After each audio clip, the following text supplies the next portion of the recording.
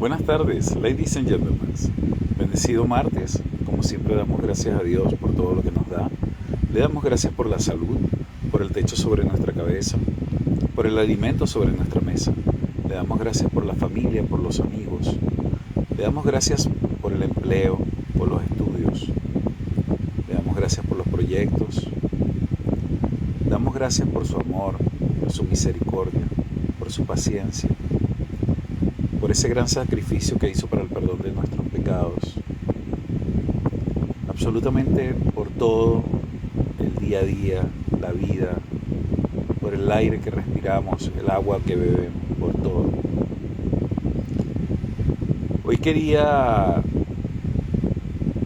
darle 7 tips que ustedes deben saber antes de leer la Biblia. Y voy a comenzar de una vez porque es un poco extenso. Primero, para que sepan, la Biblia fue escrita por cerca de 40 autores diferentes. La Biblia no es un libro tradicional, escrita por un solo autor y dividida en capítulos.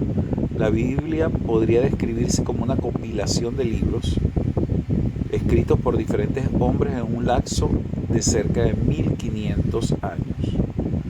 La Biblia está compuesta por 66 libros individuales, que a su vez están divididos en capítulos y versículos. Tenga en cuenta que las divisiones de capítulos y versículos fueron añadidas años más tarde por los hombres, en un intento por organizar la Biblia y hacerla más fácil de explorar. Aunque casi 40 hombres escribieron los 66 libros de la Biblia, en otro sentido solo hay un autor. Pablo dijo en 2 de Timoteo 3:16 que toda la escritura es inspirada por Dios. 2. La Biblia fue escrita originalmente en lenguas antiguas. La mayoría del Antiguo Testamento, los primeros 39 libros de la Biblia, fue escrita en hebreo.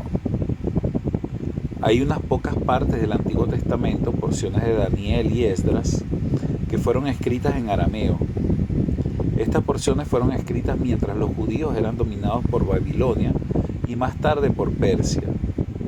El arameo fue una especie de lengua franca, lengua universal, del mundo antiguo, un idioma que era entendido por múltiples culturas. El Nuevo Testamento fue escrito originalmente en griego,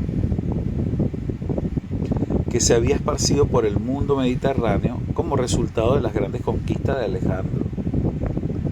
Este dialecto griego permitió que el Nuevo Testamento se leyera en todo el Imperio Romano, ya que ninguno de los manuscritos originales o autógrafos existen en la actualidad. Cada texto que tenemos es una copia o una traducción. Sin embargo, los manuscritos más antiguos que se conocen en la actualidad tienen bastantes años. Los manuscritos del Mar Muerto, por ejemplo, datan de entre 200 a.C. y el 68 después de Cristo. Con frecuencia, ciertos pasajes confusos o contradicciones aparentes pueden ser aclarados al estudiar las palabras utilizadas en el idioma original. 3. La Biblia está dividida en 2 testamentos con 7 divisiones principales. La forma más universalmente aceptada de organizar la Biblia es el Antiguo y el Nuevo Testamento, o pactos. El Antiguo Testamento está compuesto por los libros más antiguos de la Biblia y hace una crónica de la interacción de Dios con las naciones de Israel y Judá. El Nuevo Testamento se enfoca en el nuevo pacto entre Dios y la Iglesia por medio de Jesucristo. Si desea aprender más acerca de los 2 pactos, lea Pactos Bíblicos.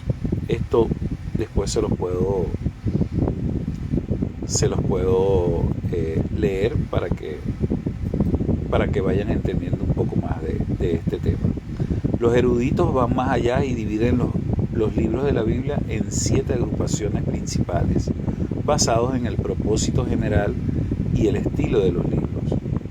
La ley, los profetas, los escritos, los evangelios y hechos, las epístolas de Pablo, las epístolas generales y el libro de Apocalipsis. 4. La Biblia es una épica familiar. La Biblia menciona a cientos de personas, pero en cierta forma la Biblia puede ser vista primariamente como la historia de una familia. La historia comienza en el libro de Génesis. En Génesis 11:26 encontramos un hombre llamado Abraham, originalmente Abram. Este libro describe la relación que Dios desarrolla con Abraham y la promesa que de hacer que su descendencia sean una gran nación. Esto está en Génesis 12:2. Una nación que tendrá un gran impacto en el mundo entero. Pero Abraham y Sara eran ancianos y no tenían hijos. Por medio de un milagro, Dios eventualmente hizo posible que ellos concibieran y tuvieran un hijo llamado Isaac. Isaac luego tuvo 2 hijos, Esaú y Jacob. Jacob tuvo 12 hijos que colectivamente conformaron la nación de Israel. El resto del Antiguo Testamento describe las pruebas, triunfos, surgimiento y caída de los descendientes de Abraham. El Nuevo Testamento continúa con esta épica familiar en la vida de Jesucristo, quien vino a la tierra como descendiente de Abraham e hizo posible que las personas que no fueran descendientes físicos de Abraham pudieran tener una relación con Dios, al convertirse en los descendientes espirituales de Abraham. Esto está en Gálatas 3:28. El día de mañana les seguiré dando otros tips por honor al tiempo. Mil bendiciones.